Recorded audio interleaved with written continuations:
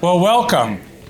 It's a pleasure to welcome you to this great lecture on what is a chilly but very, very beautiful early spring evening on the Vanderbilt campus. And I'm honored to introduce our very distinguished lecturer, Adam Goodheart, the author of 1861, The Civil War Awakening. Adam joins us from the Washington College in Maryland, where he directs the C.V. Starr Center for the Study of the American Experience. He is a noted scholar, historian, and journalist. As a regular contributor to the acclaimed Disunion column for the New York Times, Adam has painted a vivid picture of the Civil War as it unfolded 152 years ago.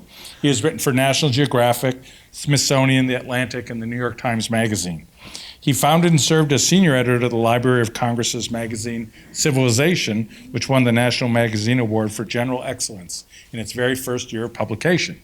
Today, Adam is here to talk about his epic masterpiece, 1861, which quickly became a New York Times bestseller following its sesquicentennial timed publication.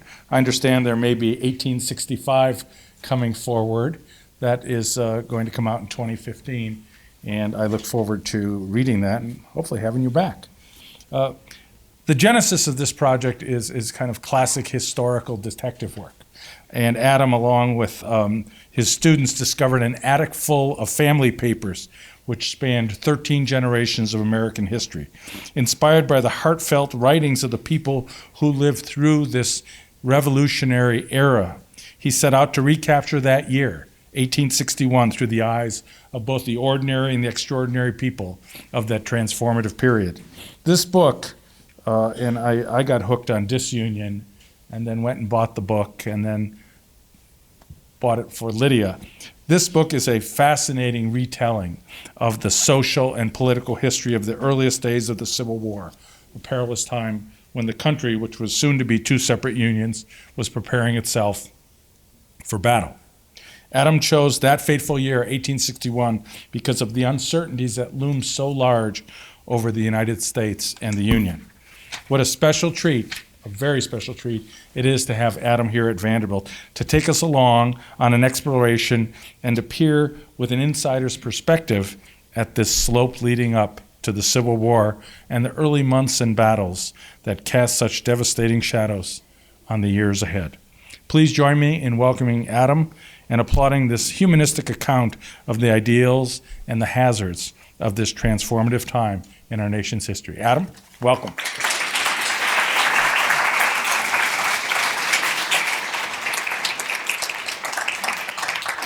Well, thank you for that, this very warm welcome to Nashville.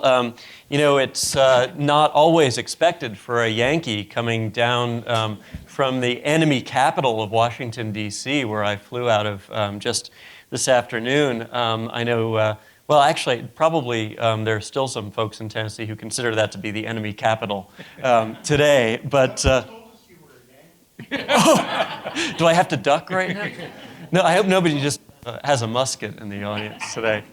But no, the welcome for Yankees, I know, hasn't always been quite so warm below the Mason-Dixon line. And in fact, I thought I would share with you the warm Southern welcome that Yankees got in 1861.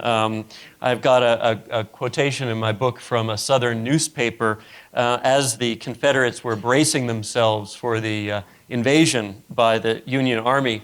And they wrote, "Well, let them come, those minions of the North." I guess that's me.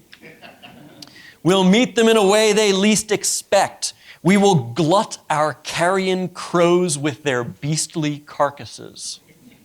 Yes, we will strew our plains and leave their bleaching bones to enrich our soil." So, thanks for treating me nicer than that, at least so far. But I am very glad to be here. I'd like to thank especially Chancellor Nick Zeppos and First Lady Lydia for their welcome. I'd also like to thank my old friend, Professor Dan Charstein from the law school here, who himself is a marvelous writer of history and whose work inspires me and who played a big role in my being here.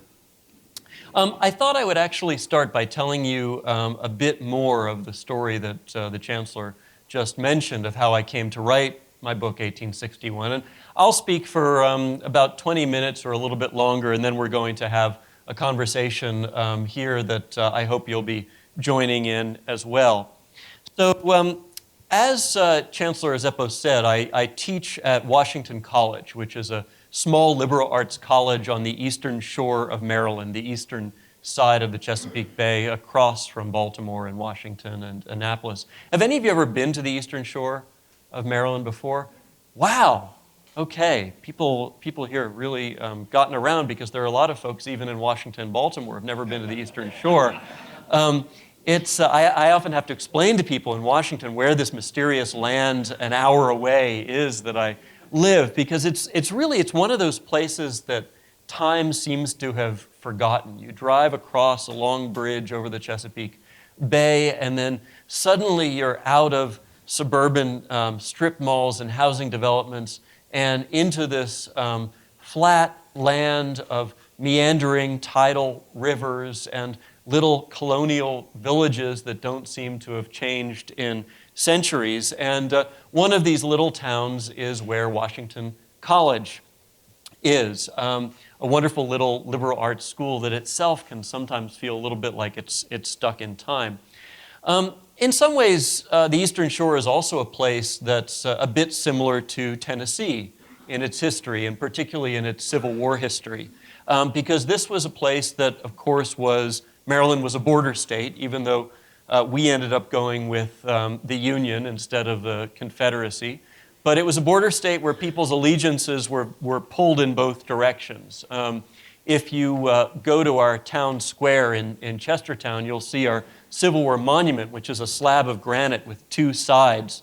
And each side has inscribed on it. The north-facing side has the names of the local boys who fought for the Union. The south-facing side, the local boys, often with the same last names, who fought for the Confederacy. And so it had this very divided white population, and of course it also had a large African-American population, partly free and partly enslaved, about half and half. Also people who were yearning for freedom and yearning for equality and saw a chance to strive for this as the Civil War began. And there are places where you can go, as I said, where you feel like you're stepping into the 18th or 19th century. And there are also people there. There are families whose history goes back many, many generations. So it's an extraordinary place to study the American past, and also an extraordinary place to teach it. And I love teaching local history. I actually teach a course, I'm teaching it right now, on the entire history of the known universe as seen from our tiny little town in Maryland. But I'm a big believer in that, because I think Tip O'Neill said that all politics is local, and I believe that all history is local. But I always have to explain to my students who Tip O'Neill was, by the way, because he himself is now ancient history, I'm afraid. But I really believe that the way that each of us experiences the past isn't from this sort of History Channel 30,000-foot view that we usually get, where we see the Civil War, for instance, as a bunch of blue arrows and gray arrows are moving neatly across the map. The way that we experience history is this strange and inexplicable set of circumstances and events and words and excitement and fear kind of bombarding us from all directions. And we don't know what's even going on at the moment, let alone what's going to go on in the future. And we certainly can't see those arrows on the map. So I believe that through teaching history from the perspective of individual places and individual people, it can be a wonderful way to understand it and relate it to our own lives. And that's the kind of history I try to write. So the genesis of this book began, as Chancellor Zeppo said, with a discovery that I made with my students. Now, as a teacher, I'm also a big believer in what the U.S. Marines, I think, call getting your boots on the ground, by which I mean getting out there and actually tromping around the places where history happened, where you can explore the past. And one of the places where I usually take my students is an old plantation on the Eastern Shore that even by the standards of the Eastern Shore of Maryland, where there are a lot of old families, has been in the same family for a very, very long time, 13 generations since 1669 in the same family who still live there today. Not a very grand family, at least not anymore. The gentleman who owns it now, a good friend of mine, is the recycling coordinator for our county and trying to sort of keep the roof on the old manor house. But a family with amazing history and who are very generous about sharing it with me and my class. So every spring, I get into the college minibus. I'm one of those all-purpose historians who also drives minibuses for my students. So I pile my students into the college minibus, and we go driving down a series of progressively smaller and twistier country roads until we turn into a long, unpaved dirt driveway. And I always tell my students, ladies and gentlemen, fasten your seatbelts. We are now leaving the 21st century. And that's exactly how it feels as you go down between this long alley of trees that are all overgrown with vines, and you see a great crumbling brick house that hasn't actually been lived in decades standing at the end, and it itself getting all shrouded in vines and shrubbery. And the family graveyard right next to the house with the weeds growing up among the tombstones. I always bring my students in there to say hello to the dead and thank them for letting us visit their house. But then you go into the house itself, and that too is a remarkable and mysterious place. And one of the remarkable and mysterious things about it, and I had actually seen this a number of years before I got inspired to write the book, is that the attic was full of old family papers. It's one of those attics. Maybe some of you have attics like this that nobody ever quite gets around to purging of old stuff.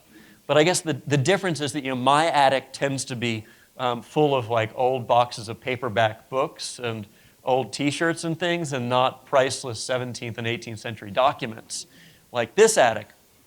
But there was these piles of papers up in the attic, and all of them archived according to the best archival practices of the Eastern Shore of Maryland, which is to say they're stuffed into old lard cans and peach baskets and wooden crates and stuff like that. So I'd never really dug into these papers with my students before because they belonged to the family. The family had said they wanted them to stay there in the attic. They didn't want them in a library or an archive. They were very protective of them, and so that's where they stayed. But there was one year in particular, about 5 years ago, in fact, when I went there with my students, and one of my students became very, very insistent on digging through these boxes and baskets of documents. Now, I'm sure a number of you in this audience are professors or teachers or retired professors or teachers. How many of you teach or have taught yourselves here? Okay, wow, a lot of people. So you know what I mean when I say that in every class there's always that student who's just sort of irrepressibly inquisitive, the one who's always raising her hand or his hand and asking questions, or you have to say, like, okay, we'll get to that.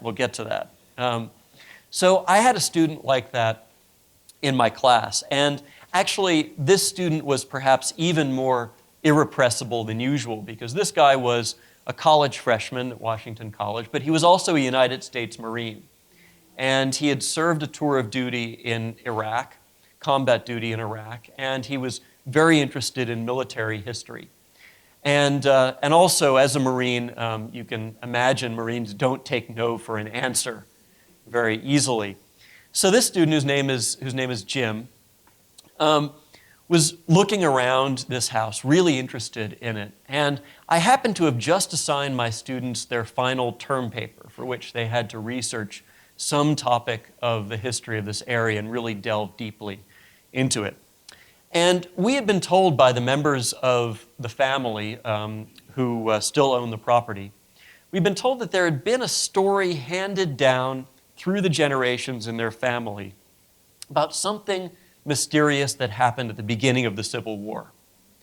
And the story had been sort of blurred across the generations, but somehow it involved a member of the family who had been an officer in the U.S. Army, had to decide which side he was going to fight on in the war. And as the war began, there was some kind of drama surrounding this. And he ended up switching sides, perhaps, or maybe even switching sides more than once. No one was quite sure. So Jim had heard this story when it was told to us and was really intrigued by it. And he said, as we're standing there in the house, he said, "Professor, I want to write my term paper about this story, and I want to find out what really happened, and I'm going to find it in these papers in this attic."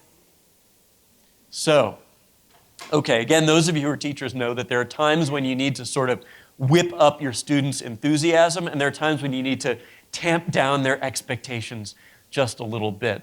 And this seemed to be one of those times. So I took a deep breath and I said, "Now, Jim, first of all, look at this attic.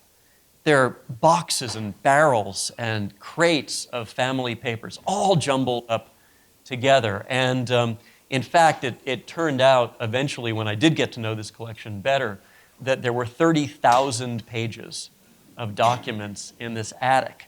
And they spanned everything from, I think the oldest piece of paper we found was a land deed from 1661. And it was up through like somebody's canceled checks and credit card receipts from the 1980s. So there was all kinds of stuff up there. Plus the fact that, let's say, rodents were no strangers to this archival collection. In fact, to the point that my students and I ended up nicknaming them the mouse turd papers. Luckily, no one got hantavirus in that class that semester. But anyway, I said, "Jim, look at this collection up here. It's just a mess. You're a college freshman. You've never worked in archival materials before, let alone when they're in this condition. And there are 13 generations of this family. There is no guarantee, and each generation, of course, had like 13 or 15 kids. There's no promise that you're going to find anything from this particular guy in the attic, let alone from the spring of 1861, let alone that sheds any light on this old story." And Jim, as I said, being a Marine and being persistent, said, "I don't care, I want to do it."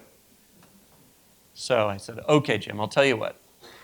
I'll come back with you Saturday morning if the family will give us permission, and we can poke around. I'll give you 2 hours, 3 hours tops for us to poke around in these papers.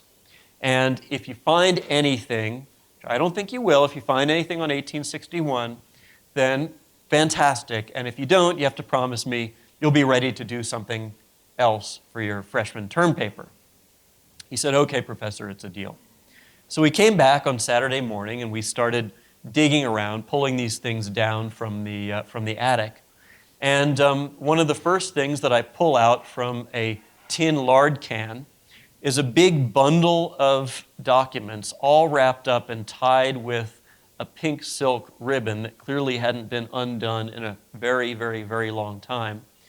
And wrapped around the outside was a paper wrapper. And written on the paper wrapper in 19th century handwriting were the words, "Major Emory's letters regarding his resignation from the U.S. Army, spring 1861. So there are some moments when the history gods are just smiling on you. Maybe it was Jim's beginner's luck that I was sort of experiencing vicariously, but we sat there at the table in this house and gingerly undid the packet and opened it up and started to read. And what we found in there was a remarkable story of this family, a sort of a moment frozen in time from the spring of 1861, before any of the great battles of the war were fought, but when the Civil War was already very much being fought within this family. This man, Major Emory, Major William H. Emory, who had the wonderful nickname Bold Emory that he had gotten at West Point. I want to be called Bold Goodheart one of these days. Historians don't get that as much as dashing 19th century cavalry officers, though, so I may have to wait for another career.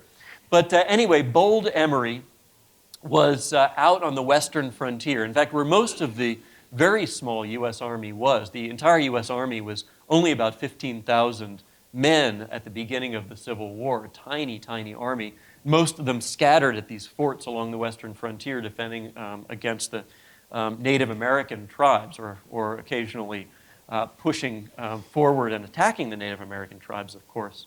Major Emory was one of these officers in what's now Oklahoma. And so as the secession crisis is unfolding, as the Union is coming apart, as the slave states one by one are announcing their secession, he's trying to figure out what's going on way back east and what he should do about it. And as you can imagine, it took a while for news to trickle from Washington and Richmond back to the Indian Territory in those days. And he was getting very uncertain and belated reports. And of course, he was especially concerned with whether his own state of Maryland was going to join the ranks of the seceding states. And it was a far from foregone conclusion that it would stay with the Union in early 1861. There were many Marylanders who were very much ready for it to throw its lot with the Confederacy.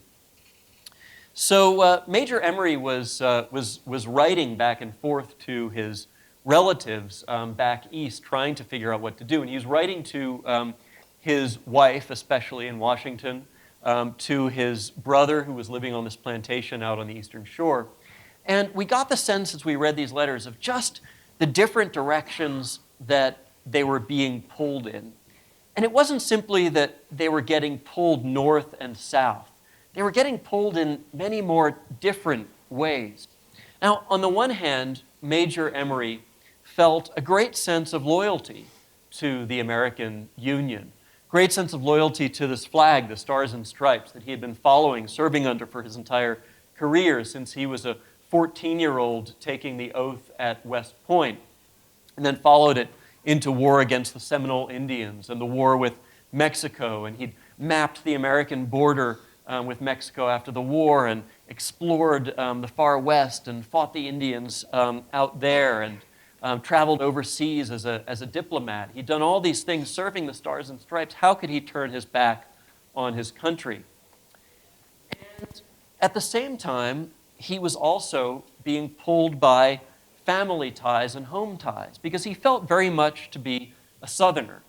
And maybe here in Tennessee, people who live in Maryland don't really seem like Southerners. Maybe they seem like Yankees. But in Maryland, certainly it's below the Mason-Dixon line. It was a slave state. And people in 1861 in Maryland, more than today, considered themselves very much to be Southerners. He'd grown up in a slaveholding family. The land was worked by slaves. A great deal of the family's wealth was in its slave, quote-unquote, property. And so he had that matter of interest pulling him towards the South, perhaps, as well. And also the fact that his family was divided. He had this brother who lived on the plantation, but his wife was a Philadelphian, like me, actually. I originally come from Philadelphia, but I'm actually much less Philadelphian than Major Emory's wife, whose name was Matilda Bache Emory, because I am not the grandson or granddaughter of Benjamin Franklin. And ladies and gentlemen, you do not get much more Philadelphian than that. But Matilda Bache Emory was the great-granddaughter of Benjamin Franklin. So he had these family ties across the Mason-Dixon line as well. And ties of friendship. Jefferson Davis and his wife were among the best friends of William and Matilda Emory. Their son was actually living with the Davis family as this secession crisis unfolded. But at the same time, he was thinking, well, if I cast my lot with this new American republic, this Confederate nation, much as my grandparents' generation cast its lot with the new American republic in 1776, will I, like them, be hailed by future generations as a founding father? Or will I be strung up from the nearest tree as a traitor? And this wasn't, of course, simply academic or ideological. He was thinking about his future, his fortunes, his career, his children. And as he was writing back and forth to his wife in Washington, she, despite being a Yankee, was actually very pragmatic about this. And she was basically saying, well, honey, if you think it's a good idea to go with the Confederacy, then I'm ready to do that. If you think it's good to go with the Union, I'll stick with the Union. And in one of her letters in particular, she wrote, "It is like a great game of chance." It is like a great game of chance. And those of you who spend a lot of time reading old documents will know what I mean when I say that every so often, as you're reading along, there's a word or a phrase or a paragraph that just jumps up and sort of grabs you and pulls you into a moment in the past. And for some reason, it was that line, "It is like a great game of chance," that grabbed me. It's sort of an ordinary phrase, not the deathless rhetoric of Frederick Douglass or Abraham Lincoln. But what that really brought home to me was a moment when the Civil War was not a foregone conclusion, or not even a foregone conclusion, but not this sort of litany of battles that we remember so much today when we think of the Civil War. It almost has this inevitable biblical or Homeric cadence, Manassas and Shiloh and Antietam and Fredericksburg, and on in a seemingly unstoppable progression from 1861 to 1865. But of course, all of that lay in the unguessable future as Major and Mrs. Emory were writing their correspondence. In fact, as I thought about the Civil War from the perspective of those letters, it seemed to me like this sort of great, ambivalent, interlocking web of contingencies and uncertainties and speculations, ambitions, terrors. The kind of story that I think actually novelists are often a lot better at telling than historians are, those complicated human stories, but the way that we actually live our lives. I mean, when I've read about or heard about or watched programs or films about the Civil War, it's often seemed to be told in one of two ways. Either it's told from the perspective of these sort of lines and X's and O's crossing a battlefield, what the great Yale historian David Bryan Davis called America's great 19th century football game, the Civil War between blue and gray. Or it's told, and this is more often from an academic perspective, as the story of all of these different categories of people. Geographically, Northerners, Southerners, border state people, New Englanders. Ethnically, there are the immigrants, there are the whites, there are the blacks, socioeconomic groups within society. And you almost feel like it can all be reduced to a bunch of bar graphs and pie charts with all of these people in the past kind of marching in lockstep to a set of statistics that dictated their behavior. And you know that that's not the way that real life works either. In fact, I kind of have this crusade. I feel like every historian, like every page or two that he or she writes, should stop and look up and say, is this the way that real life works?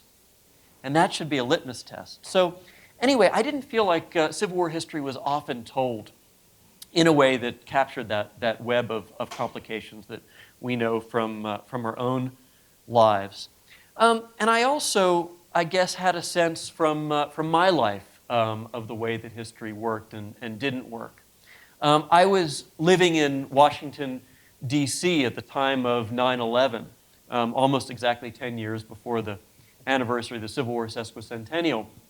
And I was living in my house about a mile north of the White House on that bright September morning when I walked outside and saw this great column of smoke rising in the distance, rising. Actually, none of us knew even what it was rising from. Some people were saying it was coming from the White House, and some said it came from the State Department, and some were saying it came from the Pentagon, which we gradually realized that it did. And I was just standing in this great crowd of friends and neighbors and perfect strangers, just all of us holding our breath and looking at this thing, this column of smoke in the sky, and not knowing what it meant, just knowing that the world had changed, that history had taken a sudden swerve, and that we didn't know quite what was coming, but the world would never be the same again.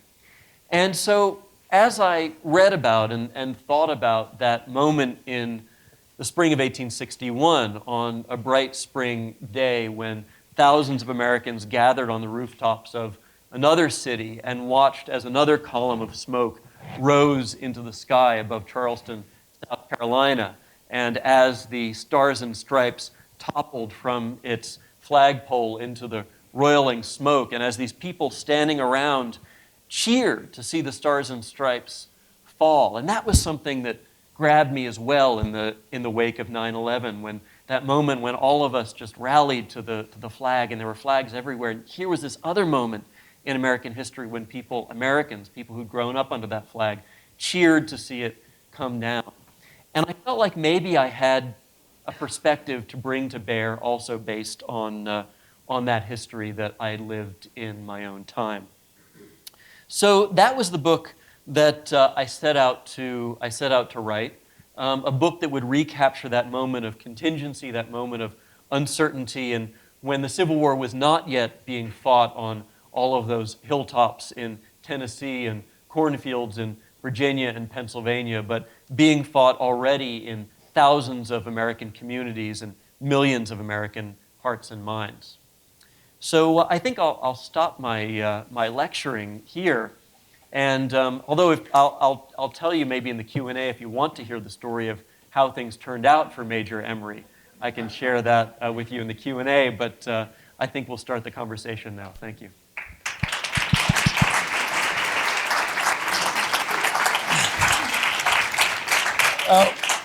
We have some microphones. If anyone wants to start the questioning.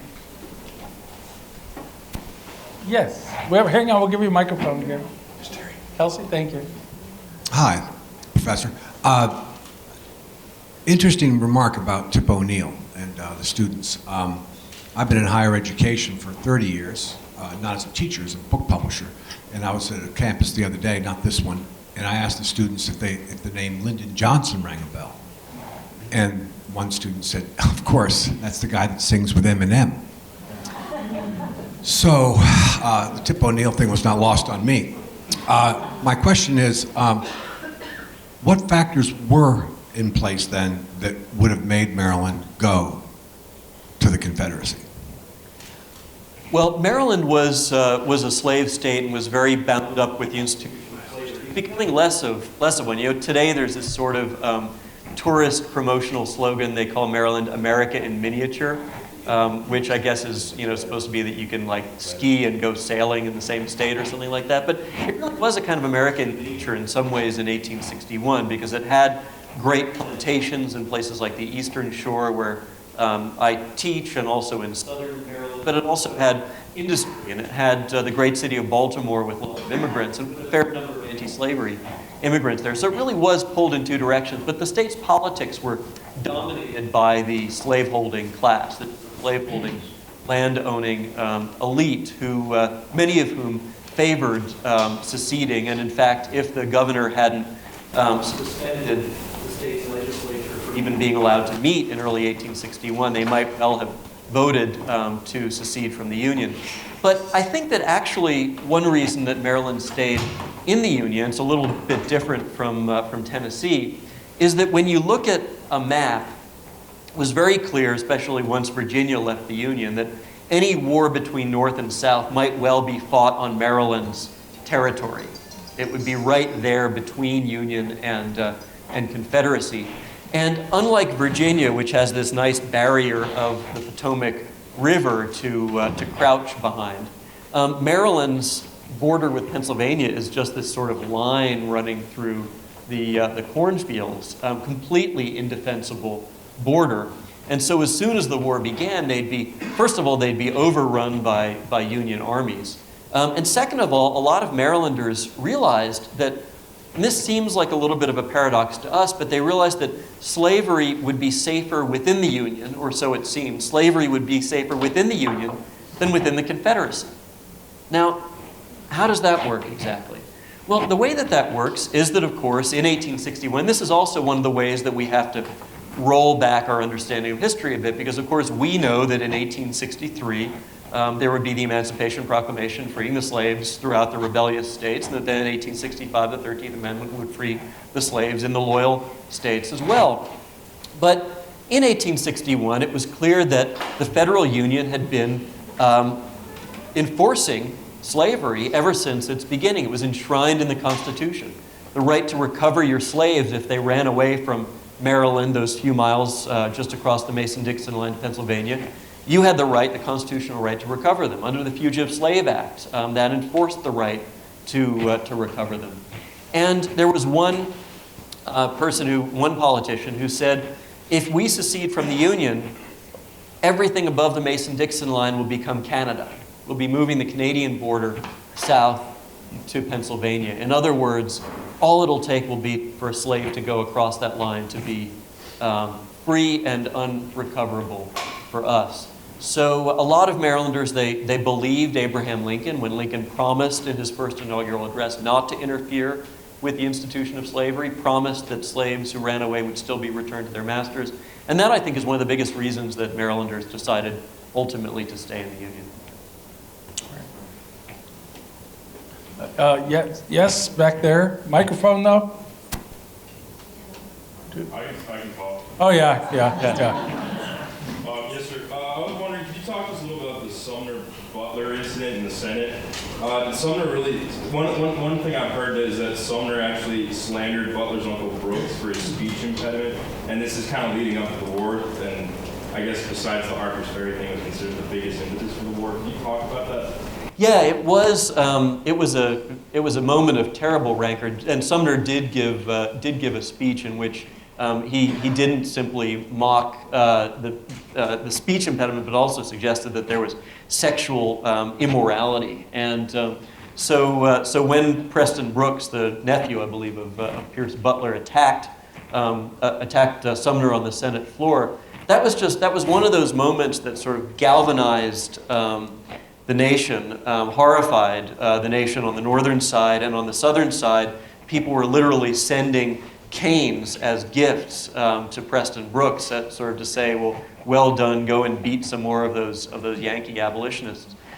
So it was to have in the halls of democracy this kind of bloodshed happen, I think was shocking for everyone. When you look at the build-up to the Civil War, there were a number of moments that culminated, of course, in the attack on Fort Sumter, when people just realized it seemed like American democracy was falling apart. And I've actually, as I go out and speak about my book, one question that I'm often asked is, well, when you look at American politics today and you look at the rancor in Congress today and in Washington, isn't it a lot like 1861? And I have to say, well, no, it's not. People are saying mean things about each other on talk radio, but we haven't had any congressmen beating senators over the head and almost clubbing them to death like baby seals on the floor of the Senate recently. But unless I've missed something, I haven't checked the news in the past few hours. I don't know where the debate over the sequestration has gone recently. But anyway, yes, it was a moment that really rallied people on both sides, and I think made people on both sides ready to shed blood in a way that perhaps they hadn't been before. Microphone coming. Thanks, Kelsey. Thank you. I was, when I read your book, I really, the thing that amazed me about it was the wide awakes and how much they resemble what I've read about 1930 in Germany and the brown shirts and the black shirts in Italy. And the tactics almost seem identical to me.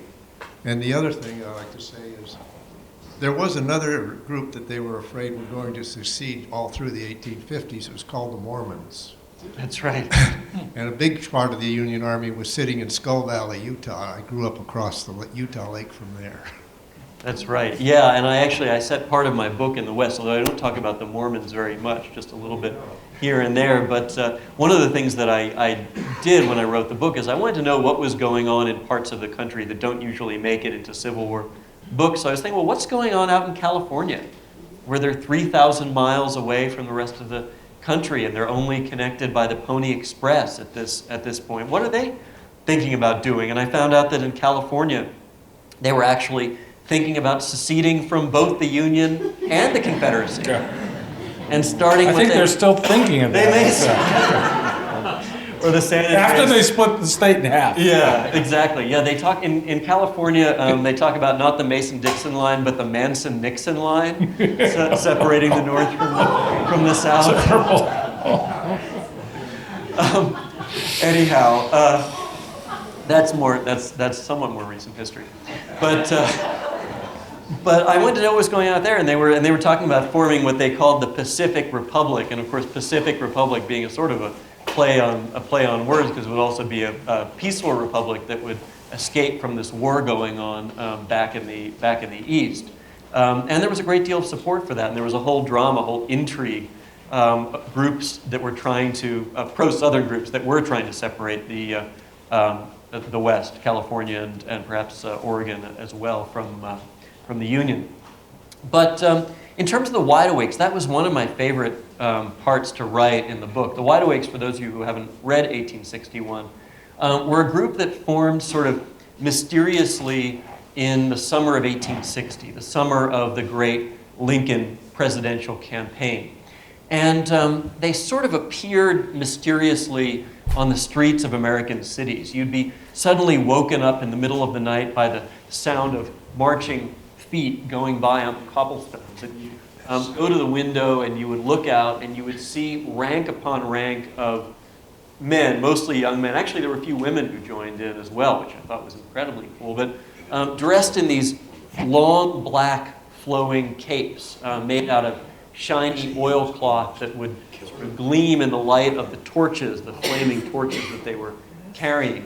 And they marched in complete silence, just the cadence of their boots and the torchlight flickering off their capes and off of the oilskin caps that they wore.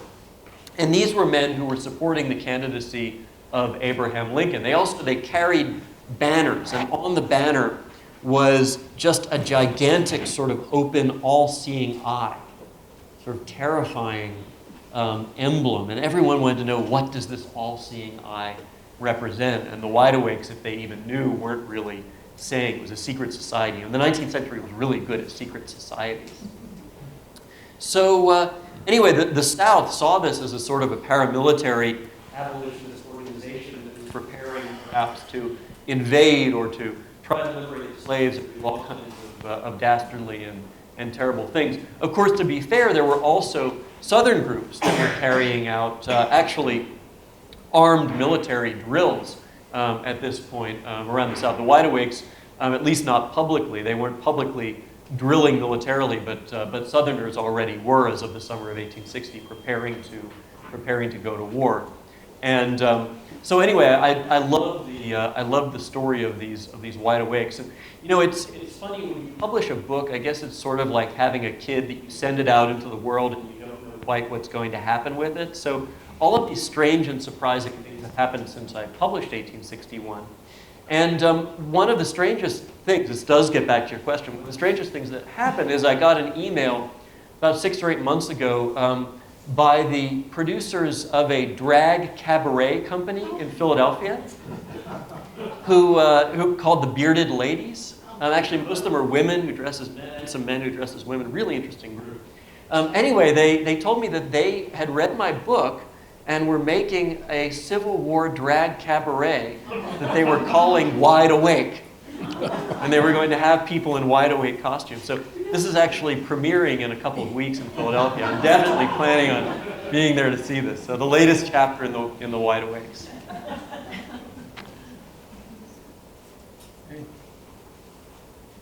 I'm going to ask a question. Yes. You know, I'd be remiss if I didn't mention the movie that came out about Abraham Lincoln. I thought it was interesting seeing the movie and seeing, you know, Lincoln going through this very legalistic political discussion about the need for the 13th Amendment because of the legal foundation of the Emancipation Proclamation. When I was reading your book, I was surprised and interested in how immediately before the war, we'd even say started or when it broke out, that the question of what to do with slaves who came over to Union forces was raised. Yeah. And it was very much commander on the ground with people from different parts of the country having very different views. And when you discovered that, and then as you wrote the book, did you have any thoughts about how did Lincoln and his administration manage that as a political military matter, and whether there was a lot of commander discretion that in war often happens, where we'll look the other way for a while? Well, the incident that the Chancellor is referring to is one that I write about where, as I said, Abraham Lincoln had specifically said that the Union cause was not the anti-slavery cause. It was the cause of restoring the Union as it was, as it had been. And that slavery would not be interfered with anywhere that the Union armies went in the South. And this policy lasted for about 3 weeks or so. It lasted for about 3 weeks because the African Americans in the South themselves saw this as an opportunity to gain their freedom, and they were determined to put slavery on the agenda of the war front and center from the very beginning, and they succeeded in doing so. And it began in a very dramatic and mostly forgotten moment on May 23rd, 1861, at a place called Fort Monroe at the mouth of the Chesapeake Bay. And it was a remarkable spot because this spot, this little peninsula at the mouth of the Chesapeake, happened to be the spot where the very first slave ship to come to the English colonies landed in 1619. And as it turned out, slavery, the end of slavery, would also start on this exact same spot. And it started when 3 young men, Virginians of African descent who were enslaved, escaped from the Confederate lines where they had been forcibly brought to work on Confederate fortifications. The entire Confederate cause was actually, the Confederate war strategy was very much based on the idea that they would be able to use slave labor for military purposes. There was one Richmond newspaper that said, "Our brave Cavaliers will do the fighting while our Negroes shall do the digging." Well, these particular Negroes decided they did not really want to be digging for the Confederacy so much, thank you very much. And so they stole a rowboat from the Confederates. They rowed across Hampton Roads to this Union fort and presented themselves for asylum, telling the Union soldiers that they had escaped from where they were being put to work for the Confederacy. And so the Union commander, General Benjamin Butler, faced a real dilemma. His dilemma was, does he follow the policy line of the Lincoln administration and send these men back into slavery? But then if he's doing that, he's aiding the enemy. Here are these troops that are busily building entrenchments and fortifications to attack his position.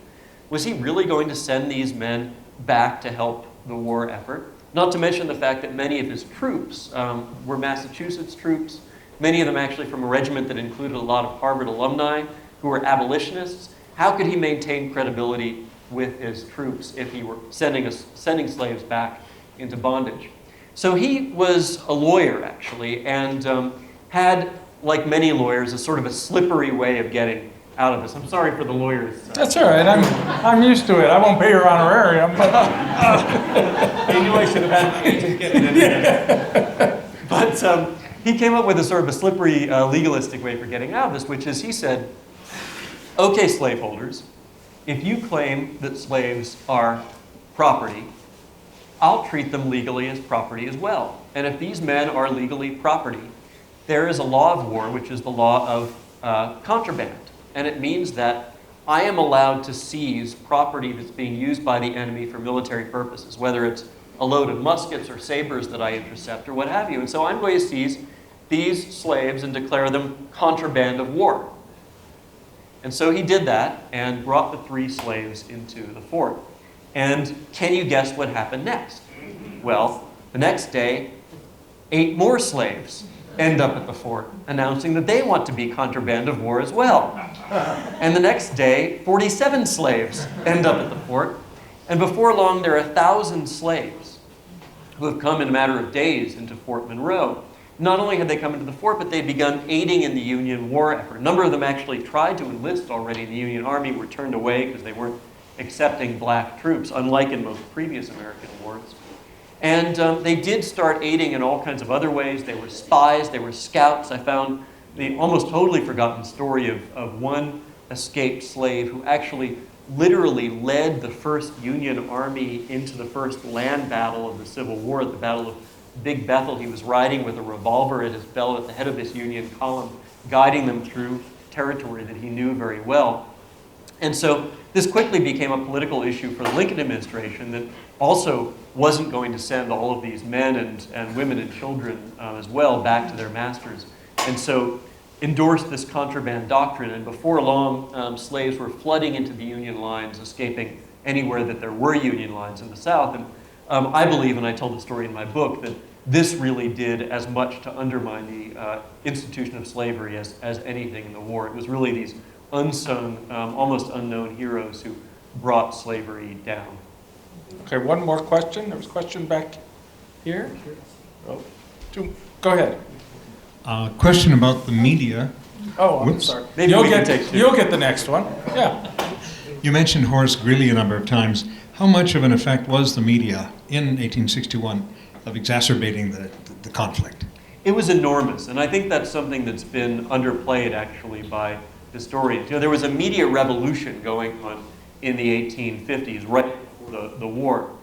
Not only, of course, the invention of the telegraph, which meant that news could be disseminated much more widely than ever before. You know, in just a dozen years before the Civil War, when the Mexican War happened, it took literally weeks for the news to get from Mexico to the president in Washington that we had just won the Mexican War.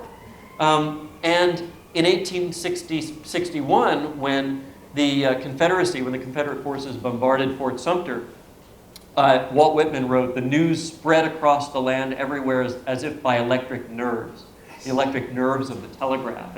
And Whitman described being there at midnight, coming out of the opera that he was attending in Lower Manhattan, and seeing crowds of people standing under the gas lights, looking over the extra editions of the newspaper and reading about this event that had just happened in South Carolina.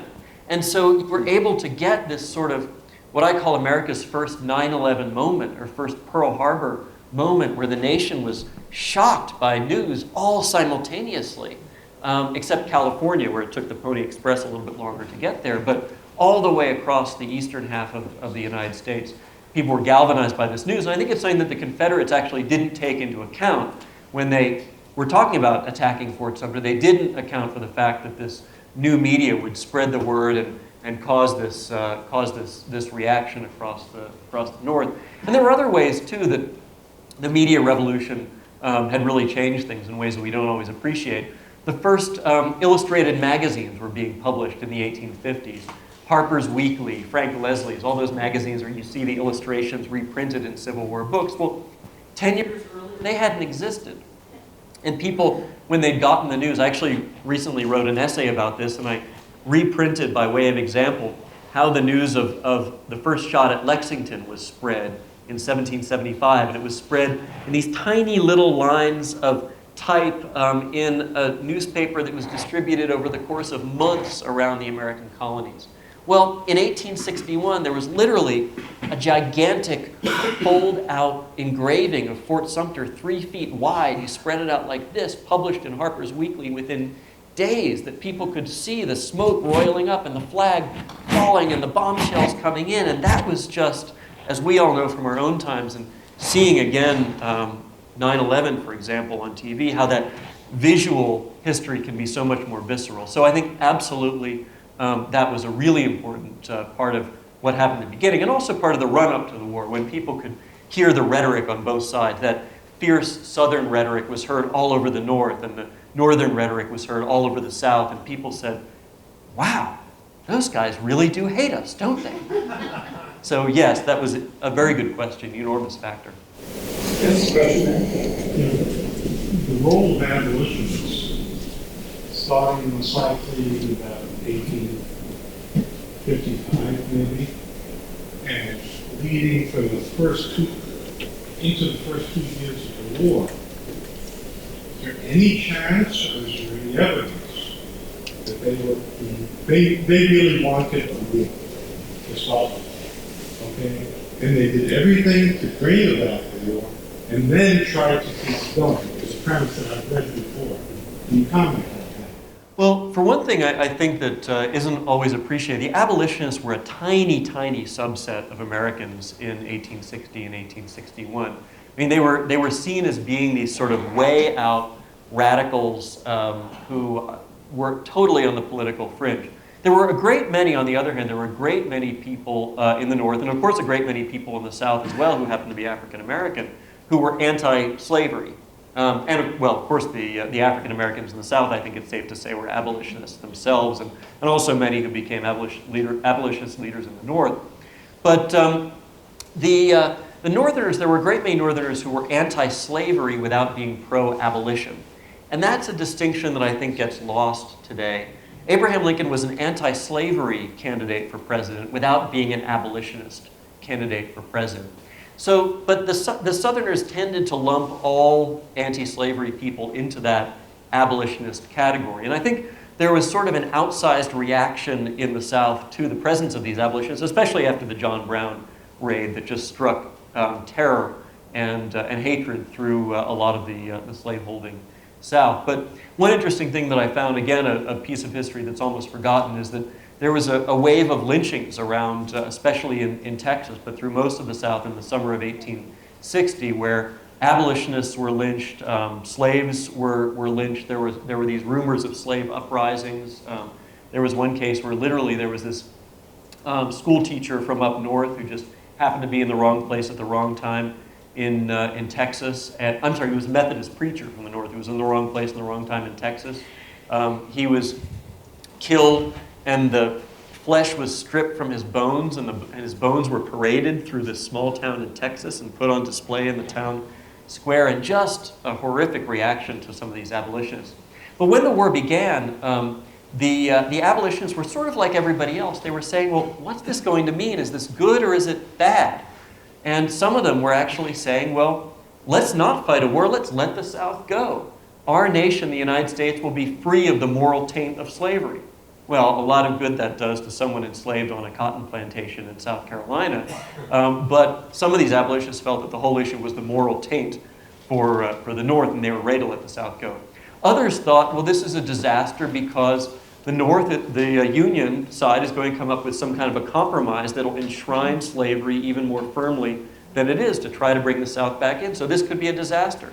And others were saying, well, let the war come. It'll very quickly turn into a war over slavery, and in fact, this may be an opportunity for us. So the abolitionists, like the rest of the country, were being pulled in every direction and wondering what to do.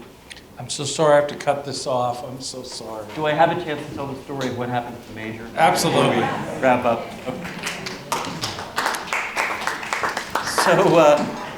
So Major Emory, out there in his fort in Indian Territory, decided that he was going to be prudent and write a letter.